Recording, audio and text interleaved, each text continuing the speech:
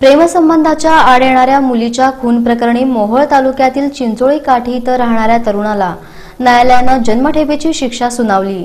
मोहोळ हद्दीतील चिंचोळी काठी इथं राहणाऱ्या विवाहित तरुणीशी शिवाजी भागवत भालेराव वय 28 राहणार धर्मराजनगर काठी चिंचोली याचे प्रेमसंबंध होते। त्या प्रेमसंबंधाच्या आड त्या विवाहित तरुणीची 5 वर्षांची मुलगी येत असल्यानं तिचा शिवाजी भालेराव यानं लाकडी बेलणं, भातवाडी आणि चाकून वार करून खून केला। याबाबत मोहोळ पोलीस ठाण्यात गुन्हा दाखल होऊन दोषारोपपत्र न्यायालयात पाठवण्यात आलं होतं। या प्रकरणाची सुनावणी प्रमुख जिल्हा व सत्र न्यायाधीश श्रीकांत आणेकर यांच्या समोर झाली।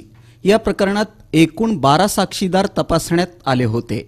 त्यापैकी घटना घडलेल्या परिसरातील सर्व साक्षीदार फितूर झाले होते। नेत्र साक्षीदार आणि फिर्यादी न्यायालयात साक्ष देण्यास येत नव्हते। त्यामुळे नेत्र साक्षीदार आणि फिर्यादीची साक्ष व्हिडिओ कॉन्फरन्सद्वारे घेण्यात आली। नेत्र साक्षीदार यांनी दिलेला जबाब आणि आरोपीला प्रत्यक्ष ओळखलं।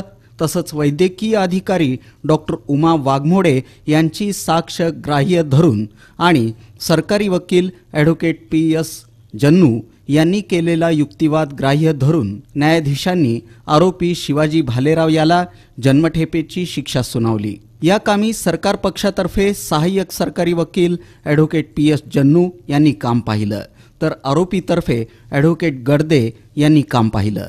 तसंच या कामी तपासी अंमलदार म्हणून सहाय्यक पोलीस निरीक्षक DV जळक, तर कोर्ट पैरवी म्हणून सहाय्यक फौजदार NC बिराजदार यांनी मदत केली।